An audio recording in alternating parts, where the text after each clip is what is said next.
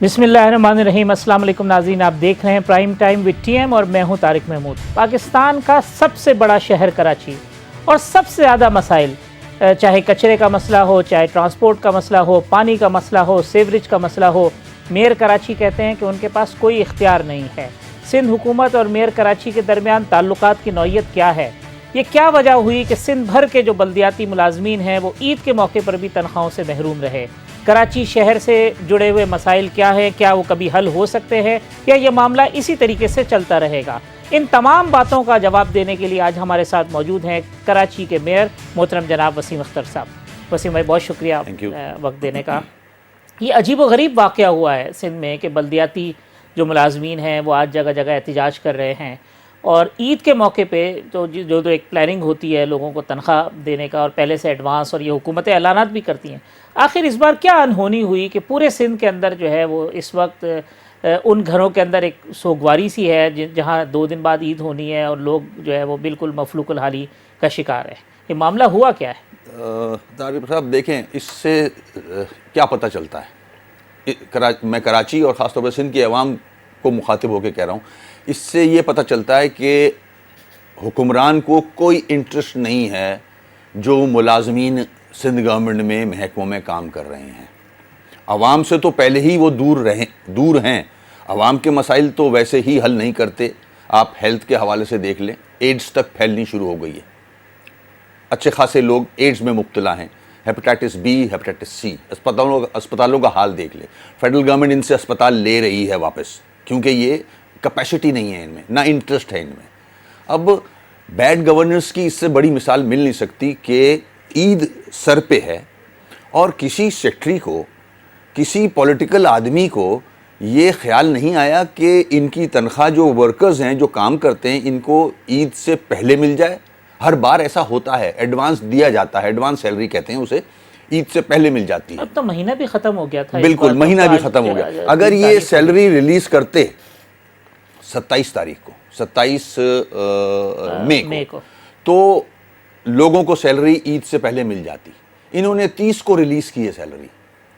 Finance department की नाअहली है, local government के डिपार्टमेंट की नाअहली है। अब वो जो तनख्वाह है, जो पैसे हैं, वो स्टेट बैंक से जाएंगे सिंध बैंक में।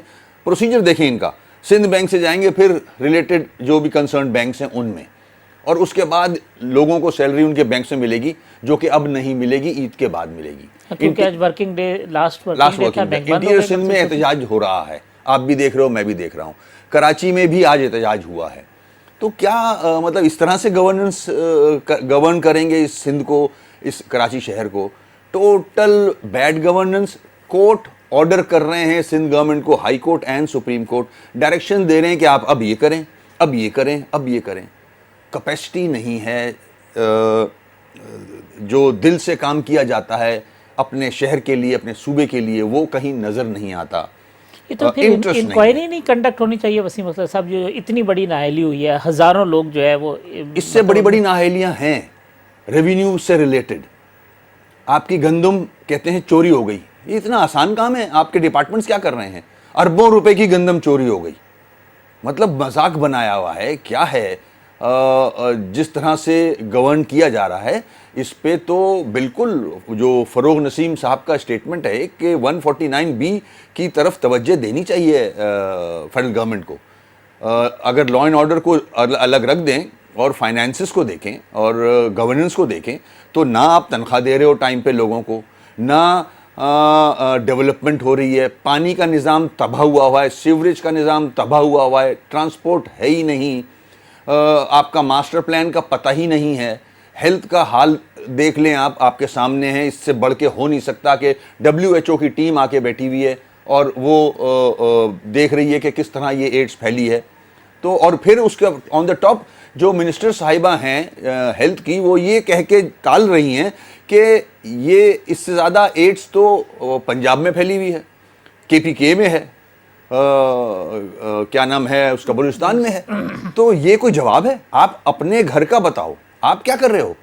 यानी हालात इस नहज पे पहुंच चुके हैं कि जो पहले वफाकी वज़ीर कानून कहते रहे कि जी वफाकी हुकूमत को कराची के मामलात में मुदाखलत करनी चाहिए, अब बराह रास्त मुदाखलत की ज़रूरत है। देखें, बिल्कुल 18 अमेंडमेंट का मतलब ये नहीं है state with in a state बन जाए, जो कि इन्होंने बनाया हुआ है। सिर्फ कराची नहीं, पूरे सिंध का केस देख लें आप। लाड़काना का क्या हाल है, सेवन का क्या हाल है, दादू का क्या हाल है। कोई ऐसा डिस्ट्रिक्ट बता दें या कोई एक ऐसी यूसी बता दें जिसको इन्होंने डेवलप किया हो और मिसाल कायम की हुई हो कि ये हमने बना के दिया है। कोई एरिया दिखा दें, एक एरिया। करप्शन के अलावा, बैड गवर्नेंस के अलावा कुछ नज़र नहीं आता। टोटल पाकिस्तान की उंगलियां इस सूबे पे उठ रही हैं कि यहाँ डेवलपमेंट नहीं है, यहाँ पानी, गंदा पानी पीने को मिल रहा है लोगों को। पोलियो है, उस पानी में पोलियो के जरासीम है। आज ही डॉन के अंदर पूरी रिपोर्ट छपी हुई है। पोलियो के जरासीम है, एड्स के जरासीम है। जब कंटेमिनेशन हुआ है पानी में तो किसी को कंसर्न नहीं है, किसी को फिक्र नहीं है कि इस चीज़ को देखा जाए, इस चीज़ को ठीक किया जाए। वाटर बोर्ड आपके पास है, सॉलिड वेस्ट मैनेजमेंट बोर्ड आपके पास है, कचरे का उठाने का जिम्मेदारी आपके पास है। पूरा शहर कचरे का ढेर बना हुआ है। नालों में 60% कचरा डंप किया जाता है। नाले चोक्ड हैं सारे। मैं साफ़ करता हूँ, एक हफ्ते बाद फिर चौक हो जाते हैं। तो ये जिम्मेदारी सिंध गवर्नमेंट की बनती है कि सॉलिड वेस्ट मैनेजमेंट बोर्ड की कारकर्दगी को बेहतर करे। वाटर बोर्ड के से रिलेटेड जो पानी की चोरी है, पानी की लीकेजेस हैं, उसको देखे। डिस्ट्रीब्यूशन ऑफ वाटर को देखे। इलीगल हाइड्रेंट्स आज भी चल रहे हैं, इलीगल कनेक्शंस आज भी हैं। तो ये किस तरह से निजाम चल रहा है? स्टेक नहीं है क्या पीपल्स पार्टी के, या क्या मामला है? क्योंकि देखें ना, वैसे तो साउथ की डीएमसी उनके पास है, मलीर की उनके पास है। तारिक साहब, वोट नहीं पड़ता कराची से, असल में हैदराबाद से। अगर वोट मेरी नहीं नजर में पड़ता तो सिर्फ वो बदला लेने वाला मामला है। यानी कराची, लोगों को तंग करो। कराची और हैदराबाद के लोग चूंकि पीपल्स पार्टी को वोट नहीं देते, लिहाजा उनको ये सजा दी जा रही है। बिल्कुल नजर आ रहा है ना आपका। कोई आप परेशान ही नहीं हो कि तनख्वाहें ईद से पहले मिल जाएं लोगों को। आप मतलब उस तरफ सोच ही नहीं है। तो ये किस किस्म की गवर्नेंस है? केएमसी के मुलाजमीन की तनख्वाहों के लिए भी आपने कोई एफर्ट किया? आपको तो पता था कि केएमसी की क्या हुआ है कि हमें भी 27 को रिलीज करनी थी, 30 को रिलीज की है। मैंने बहुत भाग दौड़ की, मैंने लेटर भी लिखा, मैंने मीडिया में भी लेटर दिया। तो अब फाइनेंस डिपार्टमेंट के आदमी को बुला के एडिशनल सेक्रेटरी फाइनेंस ने वो 30%, पहले 70% रिलीज की तनख्वाह, फिर बाद में जाके जब मैंने शोर मचाया तो 30% रिलीज की। मतलब आपको मतलब शोर मचाएं तो आप पैसे दोगे। कराची के पैसे हैं ये, कराची ही टैक्स देता है तो आपकी हुकूमत चलती है, फेडरल गवर्नमेंट चलती है इस पैसे से। 95% टैक्सेस कराची से जाते हैं, तब जाके सिंध गवर्नमेंट चलती है। तो ये कराची के लोग, सिंध के लोगों को देखना चाहिए ये किस तरह से गवर्नमेंट को चला रहे हैं। कोई अस्पताल इंटैक्ट नहीं है, कोई डिपार्टमेंट बेहतर कारकर्दगी नहीं शो कर रहा, तो कैसे चलेगा? एक वक्त तो ऐसा था जब सईद गनी साहब और आप जो है ना वो मुश्तरका प्रेस कॉन्फ्रेंस कर रहे थे, ऐसा लग रहा था कि जी मेयर कराची और जो सिंध का हुकूमत है वो एक पेज पे होंगे, कुछ चीज़ें डेवलपमेंट होगी। तो कोई ब्रेक हुआ मामला या वो आगे चल ही नहीं? तारिक साहब, ब्रेक होने वाली बात नहीं है। आज भी मेरे बड़े अच्छे ताल्लुकात हैं। मैं मेरे लिए रिस्पेक्ट है उनके लिए, मैं कदर करता हूँ सीएम साहब की भी पोजीशन को। मगर ये इससे हटके है। कराची के लोग सफ़र कर रहे हैं, मैं तो बात करूँगा। मैं सिस्टम अगर गलत हो रहा है, सिस्टम गलत मूव कर रहा है तो मैं तो आवाज़ उठाऊँगा, क्योंकि कराची सफ़र कर रहा है, सिंध सफ़र कर रहा है। ताल्लुकात अपनी जगह आज भी बहुत अच्छे हैं, टॉकिंग टर्म्स हैं हमारे। मगर मेरा काम है रास्ता दिखाना, मेरा काम है वार्न करना, मेरा काम है बताना कि यहाँ गलत हो रहा है, इन चीज़ों को बेहतर किया जाए। मैं ख़त लिख रहा हूँ हर चीज़ का। अब मैं, चाहे वो सॉलिड वेस्ट मैनेजमेंट बोर्ड की कारकर्दगी हो, चाहे वो वाटर बोर्ड की हो, मैं ख़त लिखता हूँ सीएम साहब को, उसके बाद मैं मीडिया में देता हूँ। आप तो मैं ख्याल 2-3 खत लिख चुके हैं, सॉलिड वेस्ट वाला भी लिखा है, सीएम को भी लिखा है। कचरे के ढेर लगे हुए हैं स्ट्रॉन्ग वाटर ड्रेन्स में, कौन हटाएगा उसको? क्यों डल रहा है वहाँ कचरा? जब आपने ऑलरेडी आउटसोर्स किया हुआ है, उसकी कारकर्दगी क्यों नहीं बेहतर हो रही? उसको पैसे दे रहे हैं, कराची के पैसे दिए जा रहे हैं, कराची के लोगों के पैसे दिए जा रहे हैं। सारे टैक्स आप लेते हो, मोटर व्हीकल टैक्स आप लेते हो, प्रॉपर्टी टैक्स आप लेते हो, होटल्स के टैक्स आप लेते हो। ये पैसा जाता कहाँ है? या तो नजर आ रहा हो कि लाड़काना में डेवलपमेंट हो रही है, लाड़काना में मेट्रो चल रही है, लाड़काना में अच्छी ट्रांसपोर्ट हो गई है, लाड़काना में पीने का साफ पानी मिल रहा है, मैं खुश हो जाऊंगा कि चलो कम से कम एक डिस्ट्रिक्ट जो है वो बेहतर हो रहा है। शहर में तो वसीम अख्तर साहब ये मामला था कि रमज़ान के अंदर भी लोग एहतिजाज कर रहे थे पानी के लिए, यानी कि ऐसे वक्त के अंदर मुख्तलिफ इलाकों में खौफ इस चीज़ का है आगे चल के ये हीट वेव आगे बढ़ी और आगे चल के वाटर राइट्स ना हो गई, कराची में पानी लोग के मामले सड़कों पे ना निकल आए पानी के ऊपर। ये मुझे नहीं सोचना, जिसके पास पानी का डिपार्टमेंट है उसको सोचना चाहिए कराची में पानी के मामले में आपको मुस्तकबिल में झगड़े होते हुए नजर आ मुझे नजर आ रहे हैं साफ। देखें, हमारा वोट बैंक है कराची में। हम रोकते हैं लोगों को, एहतजाज से रोकते हैं, तोड़फोड़ से रोकते हैं कि नहीं ऐसी चीज़ नहीं करनी चाहिए। हम बात कर रहे हैं, हम सारे इश्यूज फेडरल गवर्नमेंट में उठाते हैं, हम प्रोविंशियल गवर्नमेंट में उठाते हैं। मैं रोज़ अखबारों में बयान देता हूं, तो कम से कम किसी की तो सुने, कोई चीज़ तो बेहतर करें। कोई एक चीज़ मुझे बेहतर बता दें पूरे सिंध में, या कराची के जो इश्यूज हैं उनको रिजॉल्व करने के लिए कोई तकदो की जा रही है, कोई मेजर्स लिए जा रहे हैं। ये वाटर हाइड्रेंट्स की आपने निशानदेही की, तो वो भी एक कोई माफिया है जो कि इनको बंद नहीं होने देती। कराची में तो मैं नहीं कह रहा, सुप्रीम कोर्ट कहता है कि टोटल हर चीज़ माफिया की शक्ल में कराची को यरगमाल बनाया हुआ है। ये सुप्रीम कोर्ट की वर्डिंग्स हैं, वो बता रहा हूँ मैं आपको। ये किसकी जिम्मेदारी है ठीक करना? सिंध गवर्नमेंट की, चीफ एग्जीक्यूटिव साहब की जिम्मेदारी है चीज़ों को ठीक करें। पानी के कनेक्शन बड़े बड़े लोगों के पास आज भी हैं, मुख्तलिफ तरीके हैं उस पानी के कनेक्शन के, पूरा माफिया बैठा हुआ है, हाइड्रेंट्स चल रहे हैं, सब सॉइल वाटर के कनेक्शन है, उसके अंदर पानी के भी कनेक्शन दिए हुए हैं, सब मिले हुए हैं। एक वक्त कोई ऐसा था जब ये सिंध गवर्नमेंट के बाज़ लोग कहते हैं कि जी वाटर बोर्ड हम देने पे तैयार हो गए थे, मगर बाद में जो है ना वो आप लोगों ने लिया नहीं वाटर बोर्ड, इस तरह की कुछ नहीं, ऐसा नहीं था। मुझे दिया जा रहा था वाटर बोर्ड, KMC के हवाले किया जा रहा था। लास्ट मोमेंट पे CM साहब ने मुझे बुलाया था और कहा था कि हम मंडे को नोटिफिकेशन जारी कर रहे हैं, आप इसको वाटर बोर्ड को हैंडल कर लोगे? मैंने बोला बिल्कुल हैंडल कर लेंगे, ये चीज़ें हैं। उन्होंने यहाँ तक कहा कि कुछ हमारे प्रोजेक्ट्स हैं, स्कीमें हैं, उनको आप डिस्टर्ब नहीं करना, उनको चलते रहना। मैंने बोला बिल्कुल, कराची का मामला है, मैं किसी चीज़ को डिस्टर्ब नहीं करूँगा। उन्होंने कहा मंडे को नोटिफिकेशन जारी हो जाएगा। वो मंडे और आज का दिन है, मेरे ख्याल में साल हो गया, हाँ कोई नोटिफिकेशन उस तरफ से खामोशी हुई है। जनाब मैं बता रहा हूँ ना आपको, खुल के बात बता रहा हूँ मैं आपको। अच्छा वसीम अख्तर साहब, जो सुप्रीम कोर्ट का आपने जिक्र किया, सुप्रीम कोर्ट ने तो ये कराची सर्कुलर रेलवे के हवाले से भी हुक्म दिया था कि रिपोर्ट 15 दिन में, 30 दिन में, उसका क्या स्टेटस है? उस पर कोई इतना नॉन सीरियस एटीट्यूड है कि सुप्रीम कोर्ट ने ऑर्डर्स दिए, उन ऑर्डर्स में लिखा हुआ है कि CM साहब, चीफ एग्जीक्यूटिव, मेयर कराची और स्टेक होल्डर्स को लेके बैठें और लाएअमल बनाएं। मुझे मीडिया के तरफ से पता चलता है कि CM साहब ने मीटिंग की CM हाउस में उस कोर्ट ऑर्डर पे, और आपको बुलाया ही नहीं? क्या मुझे बुलाया भी नहीं उसमें। और उसमें इतना नॉन सीरियस एटीट्यूड था कि ये 15 दिन में कैसे हो जाएगा, क्या हो गया इन लोगों को, 1 महीने में कैसे हो जाएगा। अरे 1 महीने में नहीं तो 6 महीने में कर लें, कोई लाएअमल तो बनाएं, कोई प्लान तो करें। कोई प्लानिंग नहीं है सुप्रीम, ये हम कह सकते हैं सुप्रीम कोर्ट के अहकामात के बावजूद जो कराची सर्कुलर रेलवे के मामले, उस पर कोई भी पेशरफ्त नहीं हुई है। मुझे कोई पेशरफ्त नजर नहीं आ रही, चाहे वो सिंध गवर्नमेंट हो, चाहे वो फेडरल गवर्नमेंट हो। शेख रशीद साहब भी आए थे, उन्होंने मीटिंग की, उन्होंने मुझे कॉल किया, मैं गया मीटिंग में मैंने उनसे कहा कि आपका जो भी शेयर बनता है इसमें, अगर इंक्रोचमेंट रिमूव कर रहे हैं कमिश्नर साहब ट्रैक से, तो इंक्रोचमेंट के बाद ट्रैक्स आपको ठीक करने होंगे। ट्रैक्स बहुत पुराने पड़े हुए हैं, उस पर तो ट्रॉली नहीं चल सकती, ट्रेन तो बहुत दूर की बात है। फिर उन्होंने कहा नहीं जी मैं तो ये नहीं कर सकता, मैं तो सिर्फ इंक्रोचमेंट रिमूव कर दूंगा और आप सिंध गवर्नमेंट जाने उसका काम जाने। मैंने कहा सिंध गवर्नमेंट कैसे करेगी, उसके पास रेलवे की महकमा थोड़ी है, उसके पास ट्रेन की बोगियां तो नहीं है। आप कम से कम पुरानी बोगियों को रंग वंग करके डाल दें इसमें, ताकि लोगों को एक बेहतर ट्रांसपोर्ट का जरिया तो मिल जाए यहाँ। उन्होंने क्लियरली मना कर दिया कि नहीं भाई, मेरे पास ना वसाइल हैं, ना मेरे पास बोगियां हैं, मैं नहीं। तो इसका मतलब साफ non seriousness from the federal government and Sheikh Rashid साहब ने, कराची की बारी आती है तो कोई सीरियस नहीं होता। शेख रशीद साहब ने ये कहा कि अगर आप ये इंक्रोचमेंट खत्म भी कर देंगे तो ना मेरे पास ट्रेन है, ना बोगियां हैं जो उसके ऊपर मैं चला सकूं। बिल्कुल ऐसे ही है, एग्जैक्टली ये वर्ड्स हैं। तो फिर इसका मतलब ये कि कराची सर्कुलर रेलवे के ऑर्डर्स को तो साइड पे रख दें, आप सिर्फ ये देखें कि कराची में इंटरेस्ट कितना है। कराची से सारा टैक्स लिया जाता है, 2 पोर्ट्स यहाँ मौजूद हैं। कराची बड़ा शहर है पूरे मुल्क का, दुनिया कराची को जानता है। इसको आप डेवलप नहीं करोगे। सुप्रीम कोर्ट कह चुका है कि कराची के साथ अलग ट्रीटमेंट करें, दूसरे शहरों की तरह इससे ट्रीट ना करें। इसमें स्पेशल ट्रीटमेंट रिक्वायर्ड है।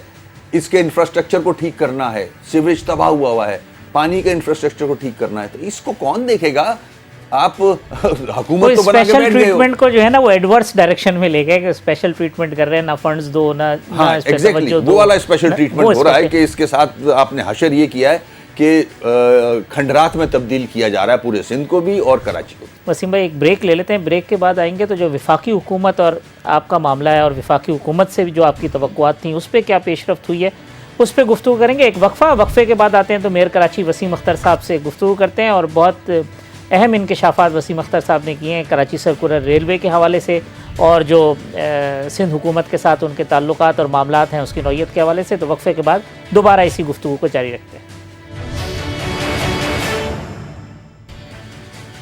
वेलकम बैक नाजरीन। मेयर कराची वसीम अख्तर साहब हमारे साथ मौजूद हैं। वसीम अख्तर साहब, ये सिंध हुकूमत कहती है हम तो फ़ंड्स दे रहे हैं, आप कहते हैं आपको फ़ंड्स नहीं मिल रहे हैं, तो ये फ़ंड्स का मामला है क्या आपका और सिंध हुकूमत के मामले? देखें, आज भी महीने का कम से कम 8 से 10 करोड़ रुपए का शॉर्टफॉल है हमें केएमसी को। जो गवर्नमेंट ग्रांट की शक्ल में पैसे देती है, वो ऑक्ट्रॉय की शक्ल में पैसे देती है, वो सैलरी और पेंशन में चला जाता है। उसमें भी हमें कम पड़ता है। जो केएमसी के जो अपने रिसोर्सेज हैं उससे हम थोड़ा बहुत पूरा करते हैं। हमें तनख्वाहों का भी प्रॉब्लम है। डॉक्टर स्ट्राइक पे जाते हैं every second week because of Sindh हुकूमत जो पैसे देती है उससे बमुश्किल आपकी जो तनख्वाहें हैं वो पूरी होती हैं, वो भी पूरी नहीं होती। तनख्वाहें भी पूरी नहीं होती क्योंकि तनख्वाहों में हर साल, इस साल भी अब बजट में ये रेस देंगे। रेस तो देते थे सब सियासी फ़ायदा उठाने के लिए, ऐलानात कर देते हैं कि 10%, 20, 50% रेज सैलरी में, मगर केएमसी को वो रेज हुई भी सैलरी का अमाउंट नहीं मिलता, हमें देना पड़ता है। जो कि हम फिर डेवलपमेंट आप कैसे करेंगे? डेवलपमेंट तो सवाल ही पैदा नहीं होता। मेंटेनेंस बहुत मुश्किल काम है। हमारे देखें, ऑक्ट्रॉय के जो पैसे हैं वो कम से कम, बता रहा हूं मैं आपको, एग्जैक्ट फिगर अभी नहीं बता सक रहा हूं, 50 करोड़ रुपए महीने के जो हैं वो नहीं दिए जाते सिंध गवर्नमेंट की तरफ से। ये उन पैसों को, ये जो मेगा प्रोजेक्ट की शक्ल में जो प्रोजेक्ट बनाते हैं, जैसे तारिक रोड, जैसे यूनिवर्सिटी रोड, जहांगीर पार्क, इस किस्म के प्रोजेक्ट करके दिखा देते हैं कराची वालों को कि देखिए हम कराची के लिए क्या कर रहे हैं। अरे भाई, ये कुछ भी नहीं है, ये तो जीरा है। आप 50 करोड़ रुपए तो सिर्फ ऑक्ट्रॉय की मद में आप अपने पास रखते हो। प्रॉपर्टी टैक्स आपके पास है, मोटर व्हीकल टैक्स आपके पास है। कराची को आप दे क्या रहे हो? मेरे अगर वो 50 करोड़ रुपए माहाना मिलते रहें, इन्होंने एनएफसी के ऊपर तो शोर मचाते हैं। What about PFC? पीएफसी की सीएम साहब ने एक मीटिंग की है, वो भी ना होने के बराबर। हर डिस्ट्रिक्ट शोर कर रहा है। लाड़काना का मेयर ने इस्तीफा दे दिया क्योंकि उसको पास उसको फंड्स नहीं मिलते थे, उसके पास इख्तियारात नहीं थे। अच्छा, यानी जो सक्खर के मेयर शोर मचाते हैं। पूरा सिंध के जितने भी इलेक्टेड लोग हैं वो शोर मचा रहे हैं कि पीएफसी की मीटिंग करें और फार्मूला तय करें और उनको उनका जो हक है, उनके जो फंड्स हैं वो एग्जैक्टली उनको मिलें ताकि वो अपने इलाकों में काम करें। कोई तनख्वाहें तो आप पूरे सिंध में दे नहीं सक रहे हो ईद पे, आप चलाओगे कैसे सिस्टम को? मेरे समझ से बाहर है। अच्छा वसीम साहब, ये एक और मामला है, वो ये है कि अब चले पहले उस पर बात कर लेते हैं कि जो वफाकी हुकूमत के साथ आप, चले सिंध हुकूमत का तो ठीक है जी, उनके साथ आपकी ग्रीवेंसेस भी हैं, पॉलिटिकल राइवलरी भी है। मरकज़ में तो आप हुकूमत में बैठे हुए हैं। 10 माह गुजरने के बावजूद फेडरल गवर्नमेंट की तरफ से भी हमें कोई ऐसी चीज़ नज़र नहीं आ रही कि उन्होंने कराची के ऊपर फोकस किया हो। इतना भारी मैंडेट पीटीआई को कराची से मिला है, 14 एमएनएज़ उनके यहाँ से हैं, मिनिस्टर्स यहाँ से हैं, प्रेसिडेंट उन्होंने यहाँ से बना दिया है, आप उनके अलाई हैं जिनके ऊपर उनकी हुकूमत चल रही है। उसके बावजूद मामला जू का तू है। जो कराची के लोग हैं वो फिर आपसे ये पूछने में हक बजानिब तो है कि फिर आप ऐसी हुकूमत में क्यों बैठे हैं जो वफाकी हुकूमत भी आपके लिए कुछ नहीं कर रही और कराची के लोगों के लिए कुछ नहीं कर रही? देखिए, बिल्कुल तारिक साहब सही कह रहे हैं आप। इसी सिलसिले में हमारी मीटिंग भी हुई है पीएम साहब से। हम पे बहुत प्रेशर है लोगों का कि आप गवर्नमेंट में भी हो और मसाइल भी हल नहीं हो रहे। चाहे वो मसाइल अवाम के हों, चाहे वो मसाइल हमारी पार्टी रिलेटेड हों। हमारे ऑफिसेज हैं, हमारे मिसिंग पर्सनस हैं, हमारे लोग जेलों में हैं, झूठे मुकदमात बने हुए हैं। उसके बाद कराची के मसाइल हैं, पानी के मसाइल हैं, सीवरेज के मसाइल हैं, ट्रांसपोर्ट का मसला है, कोई भी हल नहीं हो रहा। हमने यही चीज़ें जब हमने एग्रीमेंट किया था, जब हम गवर्नमेंट के साथ गए थे, तब भी सामने रखे थे कि कराची के इश्यूज़ पे हम आपका साथ दे रहे हैं। इस हफ्ते जो हमने मीटिंग की, पिछले हफ्ते, वो भी यही सामने हमने पीएम साहब के रखा कि हम प्रेशर में हैं। हमारे लोग हमारे से सवाल करते हैं कि आप लोग तो इलेक्ट होकर मज़े कर रहे हो, कराची के इश्यूज़ का क्या बनेगा? हमने ये एग्जैक्ट वर्ड्स उनके सामने रखे कि आप पूरी कोशिश करें, ये जो 162 बिलियन है इसको एग्जीक्यूशन की शक्ल में लेके आएँ जल्द से जल्द।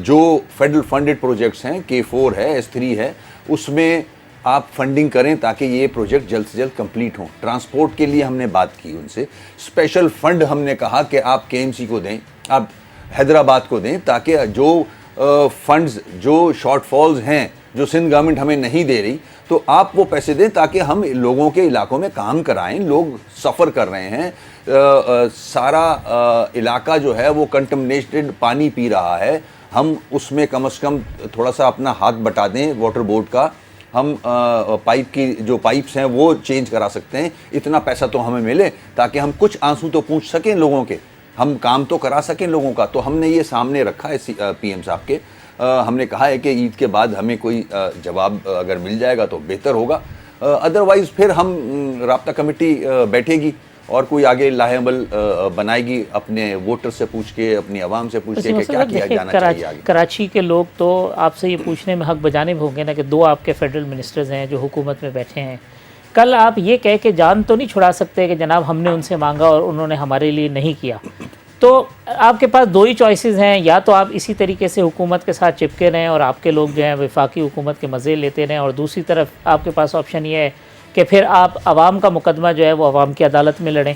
तो MQM जो है वो क्या करेगी? या बिल्कुल हमने डिसाइड तो फाइनली अभी नहीं हुआ है, राब्ता कमेटी के साथ बैठेंगे हम ईद के बाद, और इस पे हम एक तवील हम चाह रहे हैं कि बहस करें आपस में, और इसमें हम जो हमारे अवाम हैं, जो हमारे साथी हैं, जो पार्टी के कारकुनान कहलाते हैं, उनके साथ मशवरा करें कि आगे हमें क्या करना चाहिए। ये ईद के बाद इंशाल्लाह आप अगर मैं इसको रीफ्रेज कर दूं कि अगर कराची के अवाम के मसाइल हल नहीं होते और MQM के मसाइल हल नहीं होते और जो आपने एग्रीमेंट किया है उसके मुताबिक मामलात नहीं चलते, तो तहरीक इंसाफ के साथ MQM का चलना मुश्किल हो जाएगा। अगर हमारे एग्रीमेंट में किए हुए वादे पूरे नहीं होते तो बिल्कुल हमारा उनके साथ चलना मुश्किल होगा। तो इसका इजहार भी आपने किया, उनको बताया? बिल्कुल उनको बताया है, क्लियर किया है कि हम जाहिर है हमें लोगों ने वोट डाला है काम के लिए, हमारे पार्टी के अपने इश्यूज रिजॉल्व नहीं हो रहे, लोगों के जो सड़क पे इश्यूज हैं, पानी का, सीवरेज का, सड़कों का, ट्रांसपोर्ट का, वो रिजॉल्व नहीं हो रहा, कचरे का ढेर बना हुआ है कराची शहर। तो हमें भी अपने लोगों को जवाब देना है, तो हाँ, बेहतर ये होगा फिर हम अपने लोगों के साथ ही खड़े हो जाएं जाके, सब कुछ छोड़ के। तो फैसला ईद के बाद इंशाल्लाह करेंगे। तहरीक इंसाफ के जो लोग हैं, यहाँ की जो मकामी क़यादत है, वो एक तरफ आपके अलाइज़ हैं, दूसरी तरफ आपके ऊपर क्रिटिसाइज़ भी कर रहे होते हैं। देखें, उनकी भी हमसे ज़्यादा जिम्मेदारी है, वो इलेक्ट हुए हैं यहाँ से अभी ताज़ा, लोग उनकी तरफ भी देख रहे हैं कि वो क्या कर रहे हैं। हमने ये बात भी PM साहब को बताई कि आप पे ज़्यादा जिम्मेदारी है, हम पे कम है, क्योंकि आपने काफ़ी सीटें ली हैं यहाँ से, जैसे भी ली हैं आपने सीटें ली हैं, तो आप क्या जवाब देंगे लोगों को? उनके लोग भी परेशान है इसी तरह से। जाहिर है कराची के लोग परेशान है, तो उन्हीं ने उनको वोट डाला है जैसा भी डाला है। कौमी असम्बली में उनके लोग खड़े हुए वाटर इशूज़ के ऊपर मसाइल के, तो मगर अब ये अजीब सा मामला है कि जो हुकूमत में है सभी एहतिजाज में शामिल है, जो वफाकी हुकूमत में है, जो बल्दियाती हुकूमत में है, जो सिंध हुकूमत में है, सब एहतिजाज कर रहे हैं। लोगों को समझ नहीं आ रहा कि आखिर मसला हल किसने करना है। इनकॉम्पिटेंट लोग जब इक़्तिदार में आ जाएं, कराची को इंटीरियर सिंध का कोई आदमी आके रूल करने लग जाए, मिसाल दे रहा हूँ मैं, पहले होता रहा ऐसा, तो कैसे चलेगा कराची? कराची की अगर आप 6 डिस्ट्रिक्ट बना दें, पूरे मुल्क के अंदर एक डिस्ट्रिक्ट है, कराची को सिर्फ पॉलिटिकल गेन के लिए 6 डिस्ट्रिक्ट में तब्दील कर दें, LDA, MDA, KDA बना दें, वाटर बोर्ड बना दें, सॉलिड वेस्ट मैनेजमेंट बोर्ड बना दें, 6 कैंटोनमेंट बना दें, एक DHA बना दें, तो कराची चलेगा कैसे?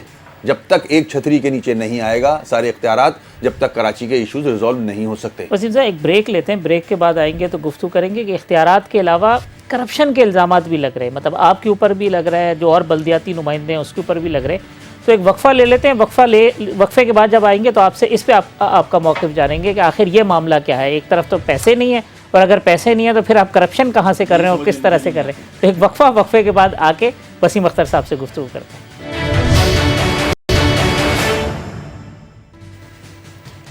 वेलकम बैक नाजरीन, मेयर कराची वसीम अख्तर साहब हमारे साथ मौजूद हैं। वसीम अख्तर साहब, गुज़िश्ता रोज़ PSP के सरबराह मुस्तफ़ा कमाल, जो साबिक़ मेयर कराची भी हैं, उन्होंने कहा कि काम करने के लिए इख्तियार की नहीं, किरदार की ज़रूरत होती है, और आपके पास करप्शन करने का टाइम है मगर इख्तियारात का आप रोना रोते हैं, बाकी करप्शन आप कर रहे हैं। तो ये क्या मामला है, आप कितनी करप्शन कर रहे हैं? करप्शन उधर होती है जहाँ जो सामने सुनाई देता है, जहाँ पैसे होते हैं। तारिक साहब देखें, ऐसा है कि मैंने भी ये क्लिप देखा था इनका, ये किसी इफ्तार में बातें कर रहे थे, मुझे हंसी आ रही थी वो देख के, क्योंकि मैं सोच रहा था, मैं काफ़ी अरसे से इनको एड्रेस नहीं कर रहा हूँ, क्योंकि कीचड़ में अगर पत्थर फेंको तो कीचड़ ऊपर ही आता है, मगर कल जो ये बातें कर रहे थे, एक्चुअली ही इज़ इनकॉम्पिटेंट और जज्बाती किस्म का आदमी है, बेवकूफ़ किस्म का आदमी है। इनको जो ये चूरन बेच रहे हैं, जो ये कन्विंस कर रहे हैं, इनको तो बल्कि इस इलेक्शन के रिज़ल्ट के बाद दुबई वापस चले जाना चाहिए था। ज़रा सी भी गैरत होती तो ये वापस जा चुके होते। जो कराची के लोगों ने, महाजरों ने रिजेक्ट किया इन्हें, 700 वोट मेरे ख्याल में पड़े हैं। इनके अपने लोग वसीम आफ्ताब, डॉक्टर सगीर, अनीस एडवोकेट, क्या नाम है, रज़ा हारून और बहुत सारे नीचे के कारकुन हमारे को ज्वाइन कर रहे हैं। ये जार के जो बड़ों के नाम लिए, ये इनको छोड़ चुके हैं। तो वसीम आफ्ताब और ये लोग एमक्यूएम को ज्वाइन कर रहे हैं? नहीं, नीचे के जो कारकुनान हैं वो हमारे पास आ चुके हैं, बहुत सारे आ रहे हैं। ये जो मैंने बड़े नाम लिए, चारों ने इनको छोड़ दिया इनकी हरकतों की वजह से। सिर्फ ये 2 रह गए हैं। और मैं आपको थोड़ा सा इसका बैकग्राउंड बताऊं। ये मौसूफ जब मिनिस्टर बने थे आईटी के, तब मैं भी कैबिनेट में था। इनको आता जाता था नहीं जब भी कुछ। हम ही इनको समझाया करते थे। कभी ये जलील भाई से लड़ते थे, कभी ये सरदार साहब से लड़ते थे। हम इनको बुला के बिठाते थे, राम करते थे कि भाई ऐसे नहीं करो, ये नहीं करो, इस तरह से नहीं चलता। इनको ना अंग्रेज़ी आती थी ना उर्दू आती थी। ये मेरे ख्याल में फिशरी में क्लर्क थे एक दफ़ा, और ये लैब अटेंडेंट थे केएमडीसी में, इसके पहले, मेयर से पहले। तो जो इनका आईक्यू है, जो इनका लेवल है, वो बताना चाह रहा हूँ मैं। उसके बाद इनका जैकपॉट लगा कि लंदन ने ये फैसला कर दिया कि ये मेयर बना दिया जाए। ये साहब मेयर बन गए। जाहिर है जब लंदन की सारी ख्वाहिशात पूरी करेंगे तो ये ब्लू आइड बॉय भी बन गए। हम हैरान होते थे कि सारा इनका ही तूती बोलता है। इन्होंने डिपार्टमेंट्स का सत्यानाश किया है केएमसी के। मैं केएमसी को देख रहा हूँ, 11-11 ग्रेड के लोगों को 18-18 ग्रेड में पहुँचाया हुआ है, प्रमोशंस की हुई हैं। डिपार्टमेंट के साथ इनकॉम्पिटेंसी इतनी इंतहा की है कि डिपार्टमेंट्स का मैं जिक्र करूं आपको, सारे डिपार्टमेंट्स तबाह किए इस आदमी ने। 2020 का जो KSDP बनाया था इन्होंने, उस पर ज़रा सी भी तवज्जो नहीं दी, जो मास्टर प्लान कहलाता है।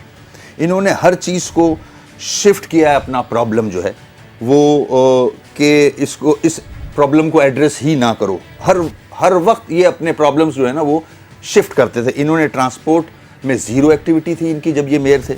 इंफ्रास्ट्रक्चर इन्होंने नहीं बनाया, सिर्फ अंडरपासेस, ब्रिजेस। एक वो कॉन्ट्रैक्टर था फ्रेंड सिंडिकेट, उसको सारे ठेके दे के ब्रिजेस, 300 अरब रुपया ब्रिजेस, सड़कें और अंडरपासेस में इन्होंने लगाए हैं। इंफ्रास्ट्रक्चर ठीक करते। आज पूरा कराची रो रहा है, मुश्किल में है, गटर का पानी पूरे शहरों में है। उस वक्त एमकेएम ये तासुर दे रही थी। मैं वही बता रहा हूं मैं आपको। जब ये ब्लू आइड बॉय बन गए लंदन के बानी के, तो हम सब पे ये लाजिम हो गया कि इनकी तारीफें करनी है, इनकी तारीफें करनी है। तारीफें कर करके इनका दिमाग खराब हुआ, जो आज तक है, ठीक होके नहीं देता। हर आदमी तंग आया हुआ है। और जिस तरह से ये आए हैं, जिस तरह से ये सियासत कर रहे हैं, इनसे ये सवाल किया जाए कि तुम जिन ओहदों पे रहे हो, तुमने 300 करोड़ रुपया खर्च किया है, जो कि वेस्ट किया तुमने। ना इंफ्रास्ट्रक्चर ठीक किया तुमने सीवेज का, ना पानी का इंफ्रास्ट्रक्चर ठीक किया, ना तुमने ट्रांसपोर्ट में कुछ चीज़ें की।